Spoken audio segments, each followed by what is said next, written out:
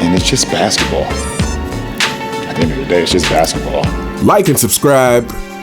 Like and subscribe. Like and subscribe on the way in the door, my people. I hope you all are having a truly fantastic day today.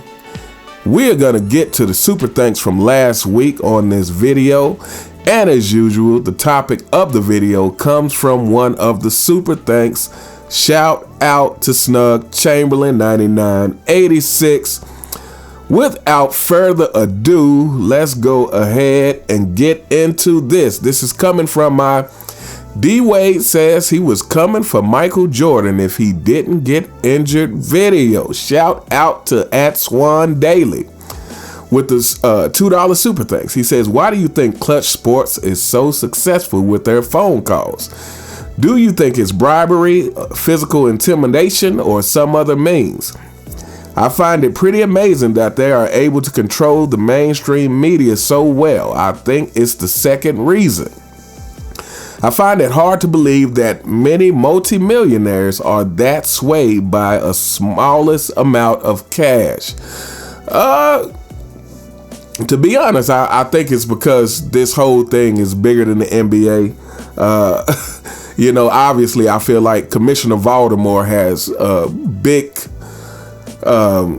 hand in what Clutch Sports has been able to do in the NBA. I feel like he has really allowed LeBron James and Rich Paul and them to get away with whatever they want to get away with. And so when that's the case, and I'll say I understand from this standpoint. Like if you've been around the game all your life and your desire is to keep being around the game in some shape, form, or fashion, and the only way you can do that is cap for LeBron.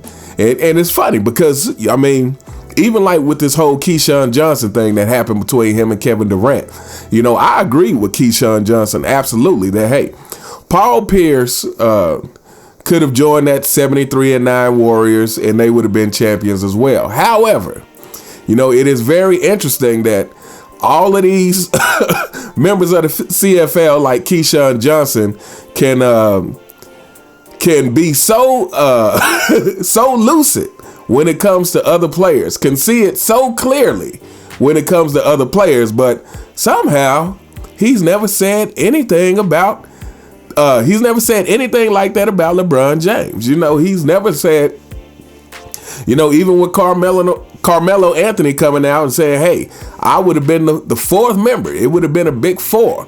I've never heard Keyshawn Johnson come out and criticize LeBron for forming that Miami team, or never come out and say, well, any other superstar that joined Dwayne Wade and Chris Bosh would have had the same outcome. That is very interesting. So to me, this is very evident that there is a direct protection of LeBron James that happens in the NBA and sports media. Part of that is that they've invested so much into trying to make a false GOAT argument. And I think a lot of that has to do with to try to give the perception that the NBA is getting better and better, when I think most of us who, like I said, grew up on real basketball understand that is not the case.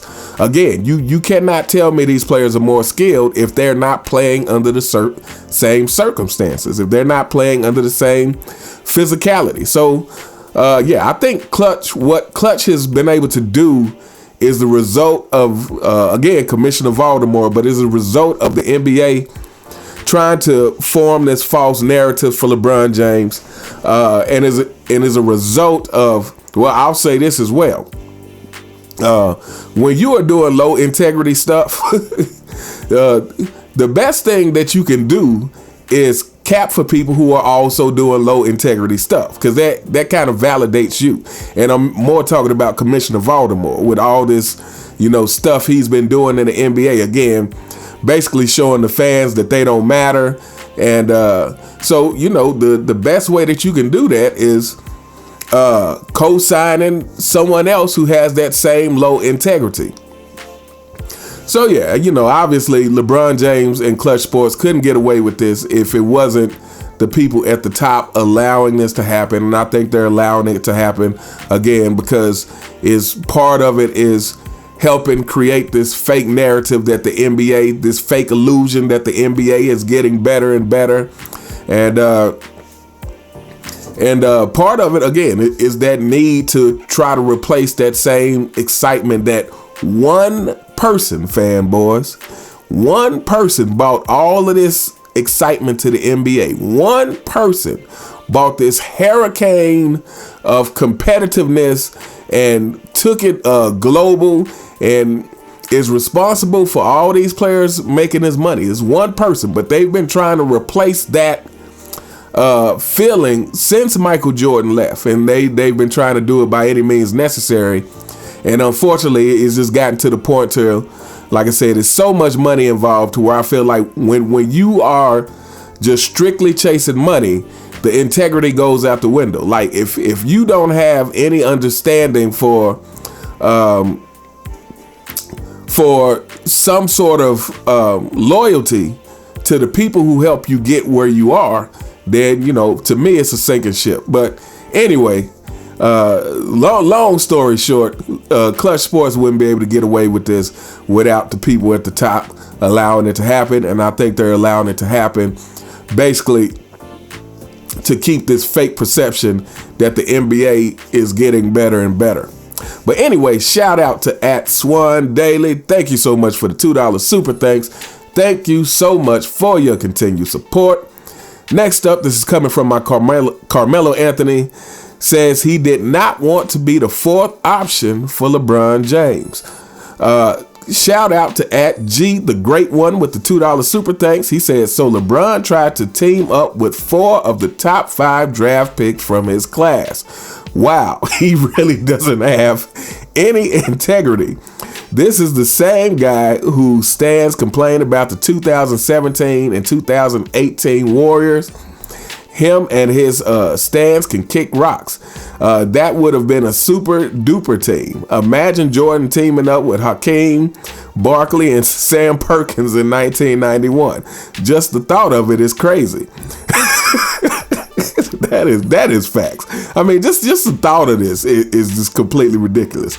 Says that's what LeBron tried to do. Shaking my head. Shout out to @G the Great One. Yeah, you know, this Carmelo coming out and saying that he actually could have been a big 4. I mean, to me, LeBron James is already seen as a low integrity person, but when you just think about all the people he's tried to recruit throughout his career that have been superstars, we know that he tried to recruit Chris Paul at some point. I feel like he tried to recruit Paul George at some point. I mean, fanboys.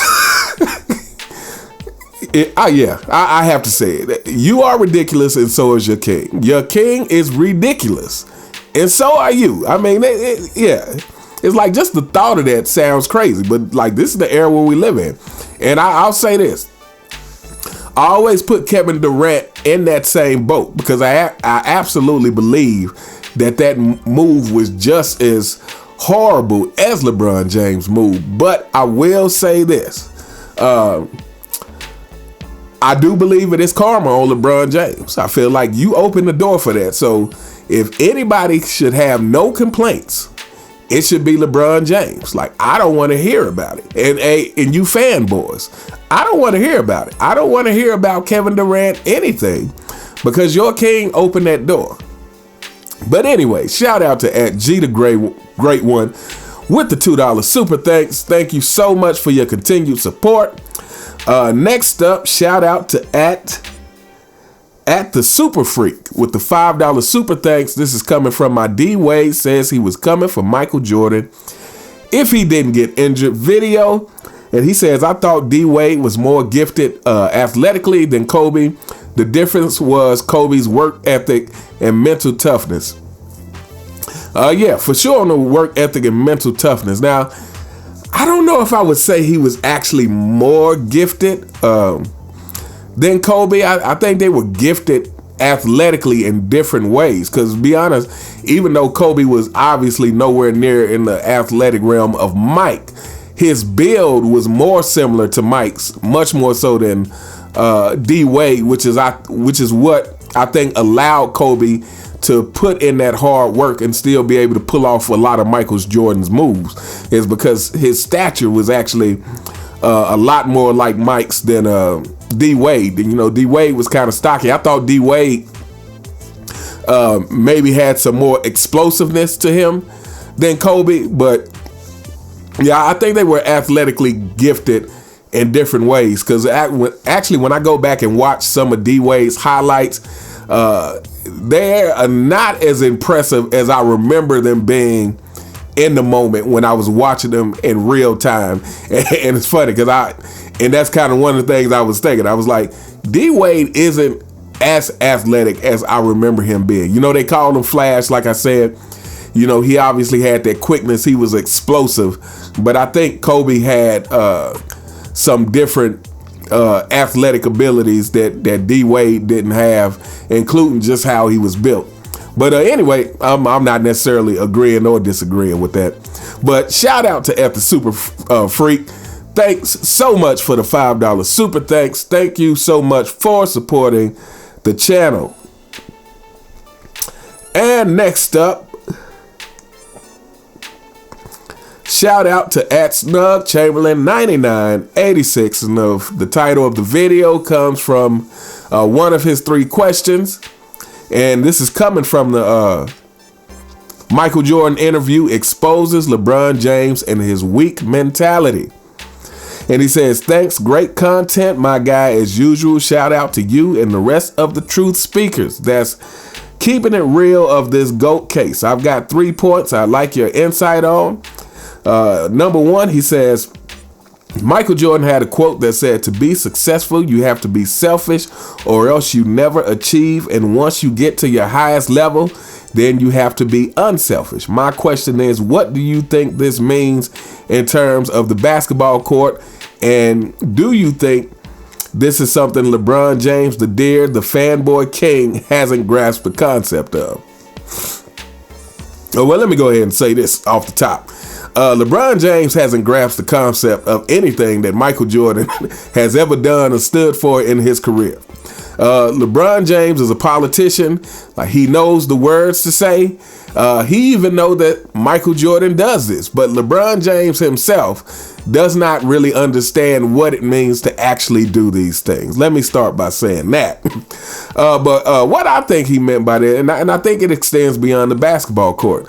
Obviously, to me, successful people, that's the thing they have in common, is you do have to have that selfishness, that tunnel vision to get where it is you're trying to go. If you have some type of ambition, some kind of goal that you're trying to accomplish in life. But what I think he meant, once you get to your highest level, then you have to be unselfish. In my mind, what I feel like he's talking about is, you can't forget the people that helped you along the way. You can't forget how you got there. You can't forget the people who understood that you had to be selfish in those moments to get where you're going. So they had to put up with that selfishness.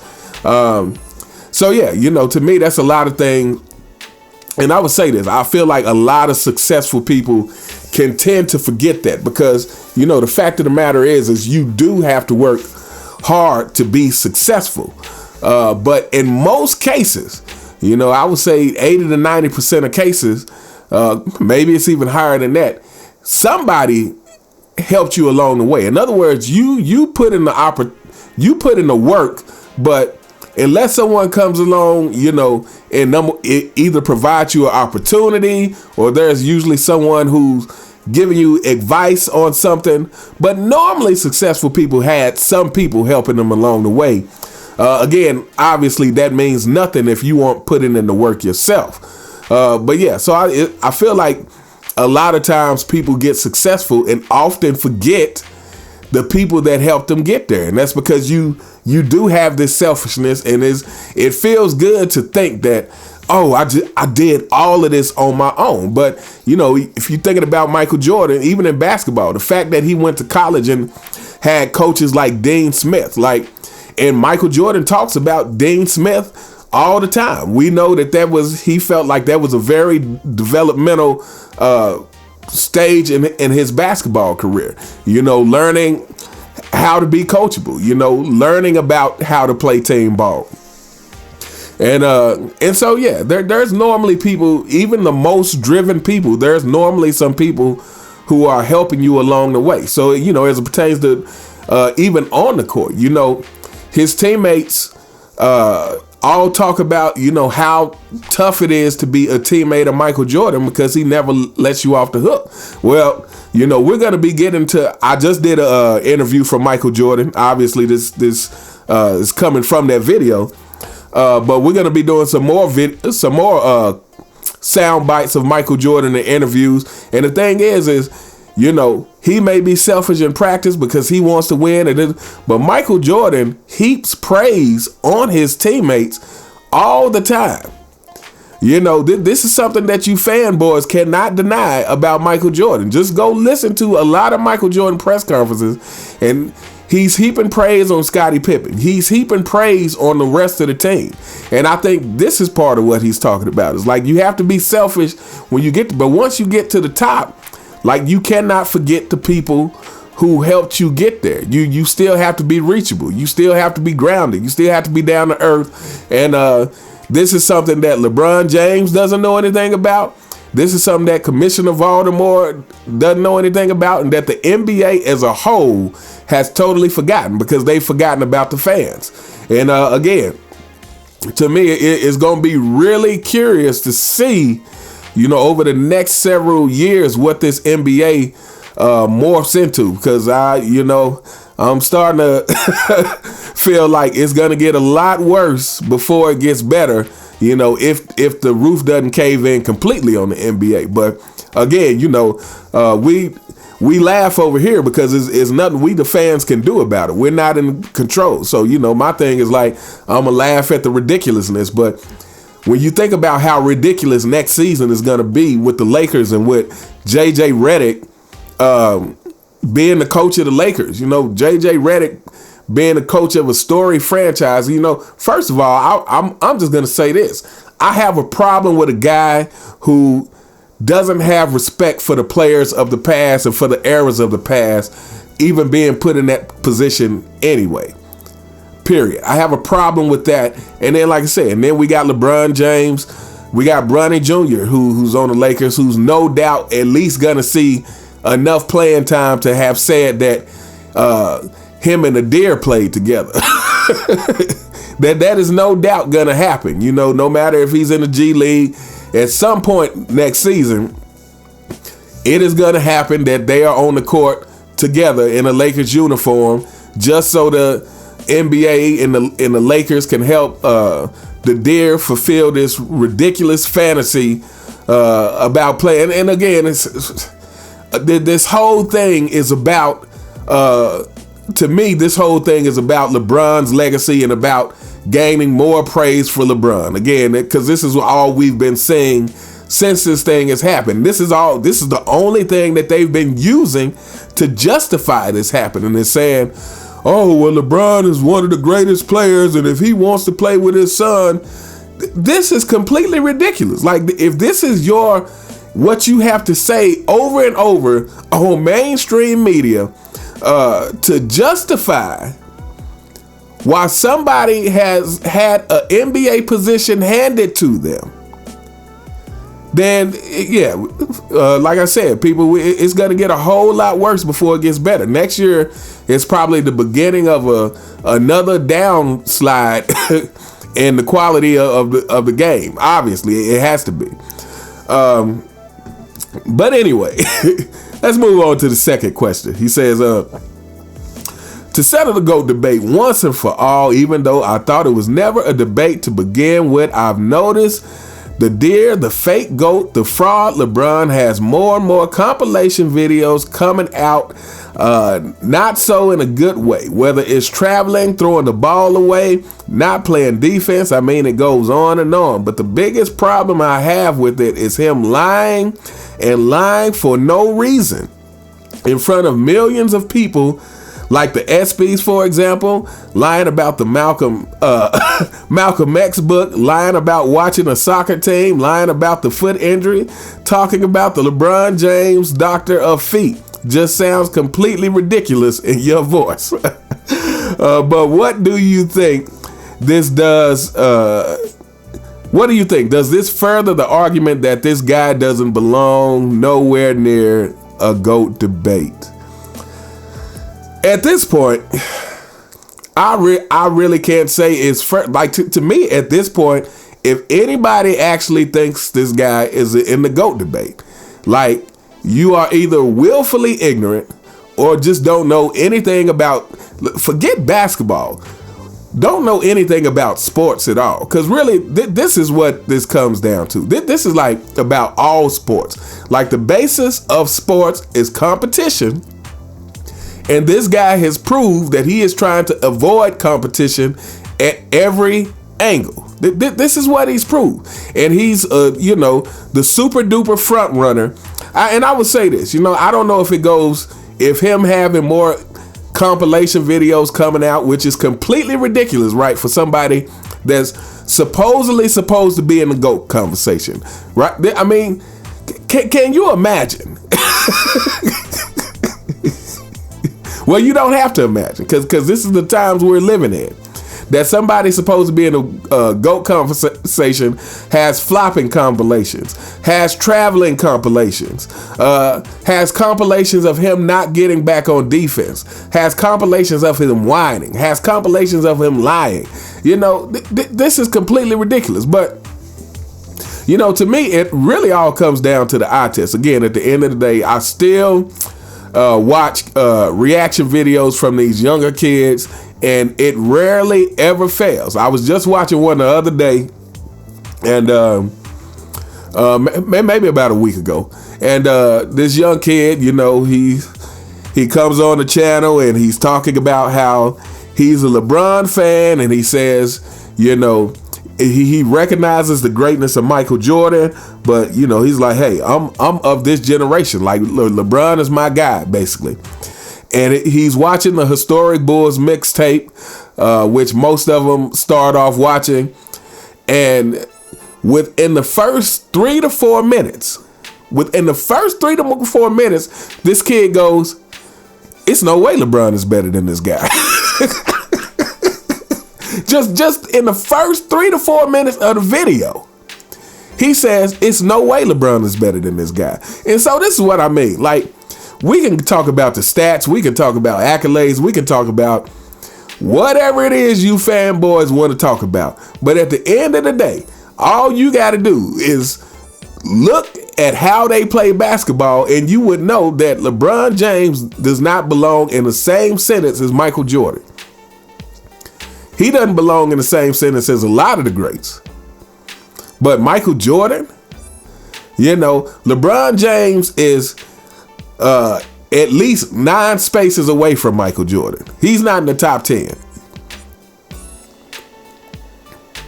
Well, I should say 10 spaces away from Michael Jordan. But anyway, yeah, I think, I don't think it necessarily makes the GOAT conversation any worse that he has all these compilation videos coming out. I think it's just more evidence of what we know already, is that this guy is really a fraud in every way. Again, he has been totally created by the media, and he is rested on that. Like, matter of fact, not only has he rested on that, but he's engaged in it himself. He's engaged in no longer trying to prove it on the basketball court, but simply trying to control the narrative. This is what he's been doing for years. This is how he's trying to become the GOAT, by controlling the narrative and not by his play on the court, which is, it's just completely ridiculous. Fanboys, you are ridiculous, and so is your king. You're gonna be hearing that a lot lately. you guys are ridiculous. And last but not least, he says, lastly, we talk about it all the time, but I just wanted to reiterate this one more time. In the 1998 finals, Bulls versus Jazz is no secret who came out on top, and rightfully so. But my question is, do you think Michael Jordan's quick score steal on Malone and hit the game winner finals clinching shot was the best? I'm assuming he meant was the best drive or sequence in NBA history by a single player, and MJ ripped the Jazz hearts out 2 years in a row. You'd think they would hate him, but no, so much the case they have love for him even to this day. Why do you think that is? I would say Karl Malone doesn't really have love for him. Karl Malone is kind of in that Shawn Kemp vein where they try to downplay MJ, because I think they're still very bitter about them not getting those rings. But anyway, yeah, in my opinion, it's the best sequence for so many reasons. Now, I feel like, because again, at that time, 1998 finals, everyone thought that this was it. Like, everyone thought it was it. It was such a grueling season. And for the Bulls to get, first of all, to the top with everything that was going on in the front office and, all that turmoil behind the scenes. And for MJ himself to go through his whole career, leading up to this moment, to get to close it out like this, like basically, I don't even want to say putting a cherry on top, but like going out the game, solidifying the way that, like, yeah, this is what I've been known for the whole time, and rightfully so, because the last sequence of the game, I am showing you that all the hype about me was correct, And I'm not saying this was his thought process, but I'm just saying, to me, in the eyes of the fans, this is what it kind of did. It like put this cap on his career that was like, the guy that we had known for all the things, right? We known him to be the most competitive. We've known him to have that never say die attitude, to be able to impose his will on the game, to be super clutch, to be a great defender, to be all these things, right? And in that last sequence of stealing the ball from Karl Malone and going down without a timeout, hitting that shot, he proved all of those things, right? He proved that all of these things that we heap praise upon Michael Jordan for having, like, he exhibited one last time at the end of the game, all those things, the being a great defender, his will to win, his competitiveness, his never say die attitude, and last but not least, his clutchness.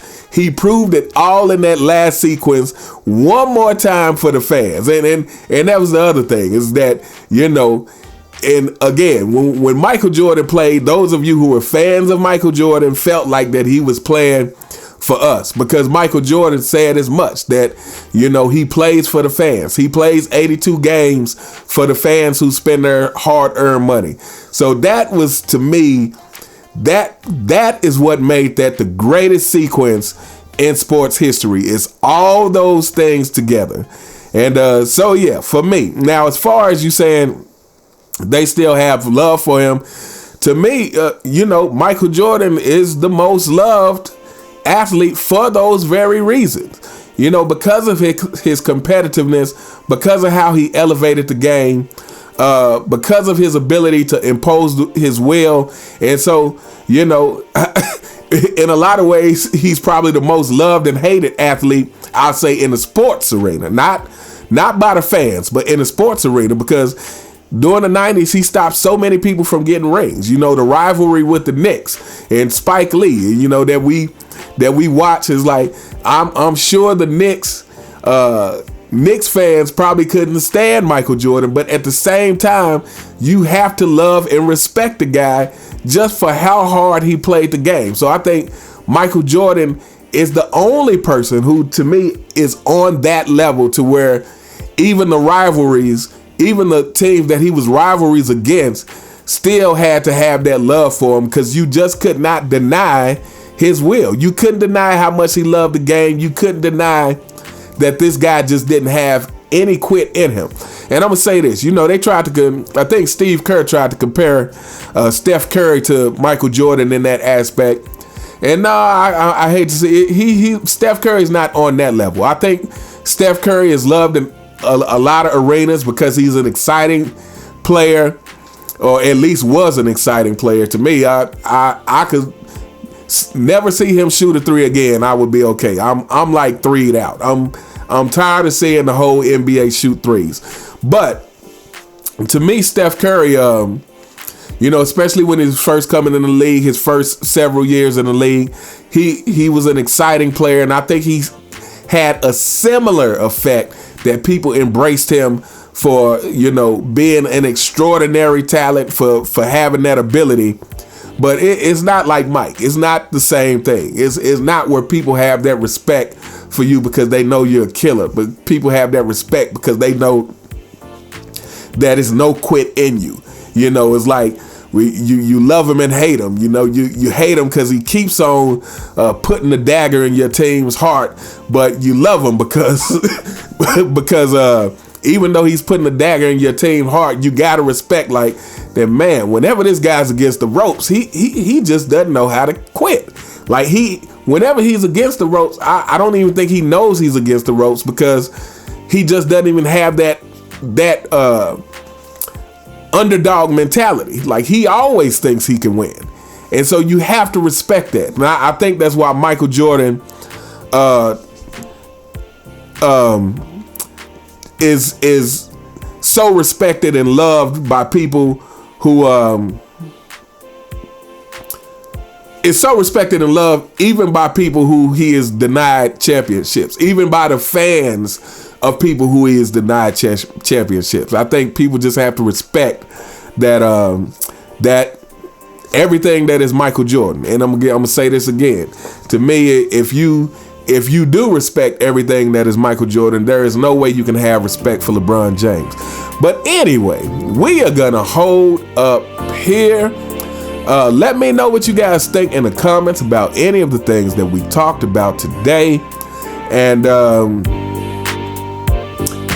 we're gonna hold up here. Anyway, you all have a truly, truly fantastic day, and I'll see you next time. All right.